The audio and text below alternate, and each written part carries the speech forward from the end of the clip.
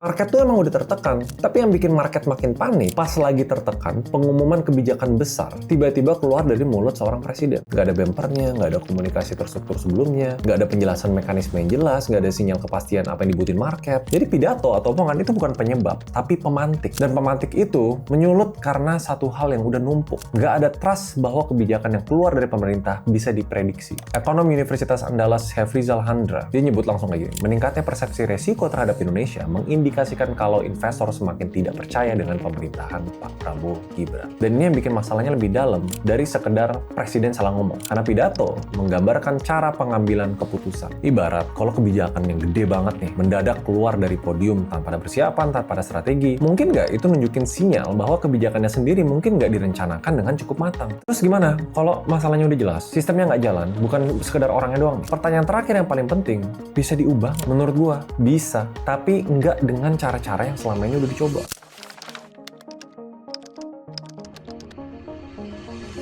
Harapannya, ini bisa berubah. Karena yang udah dicoba selama ini, Presiden minta ke menterinya perbaikin komunikasi publik itu di rapat kabinet Maret 2025. 2 minggu kemudian, blunder yang sama muncul lagi. Pengakuan komunikasinya buruk ada di Sarasehan April 2025. 2 bulan kemudian polanya sama, kepala PCO diganti, nama lembaganya jadi BKP, polanya tetap sama. Konklusi gua, instruksi tanpa sistem tidak mengubah apapun. Ganti nama tanpa ganti cara kerja tidak mengubah apapun. Jadi apa yang sebenarnya perlu berubah? Gua kasih 3 hal konkret. Dan ini berdasarkan riset gua, bukan sekedar teori, karena udah kebukti di tempat lain. Nomor 1, Indonesia butuh satu suara, bukan banyak suara yang rebutan mic. Singapura itu udah punya sistem nih, di mana juri bicara pemerintah jadi satu-satunya sumber informasi resmi untuk isu sensitif. Jerman punya mekanisme di mana setiap pernyataan menteri harus merujuk pada kebijakan yang sudah disepakati di level kanselir sebelum keluar publik. Indonesia, setiap menteri, setiap pejabat, bahkan kepala lembaga, semua punya mic-nya masing-masing dan gak ada yang sinkron. Pakar komunikasi Kunto Adiwibowo bilang ini sebagai fenomena namanya silo. Satu kementerian nggak ngomong sama kementerian lain. Dan semua punya social media. Banyak yang jutaan follower. Hasilnya ya pesannya tuh tumpang tindih dan gampang banget untuk viral ke arah negatif. Yang kedua, BKP, Badan Komunikasi Pemerintah, harus punya mandat yang jelas dan orang yang tepat. Indonesia sebenarnya punya contoh suksesnya sendiri loh. Pas pandemi COVID-19, komunikasi pemerintah awalnya kacau, simpang siur lah message soal masker, lockdown, kebijakan mobilitas. Semenjak ada Satgas Penanganan COVID-19 dan kanal komunikasi terpadu. Satu suara, satu narasi, pesannya mulai konsisten dan publik mulai percaya. Ini tuh buktinya bisa. Nah, tapi BKP sekarang, wewenangnya tuh belum diatur secara detail. Ini sinyal tanda lembaga yang belum dianggap prioritas. Jadi harus clear. Dan yang ketiga, ini yang paling struktural. Indonesia butuh buffer institusional yang nggak bergantung pada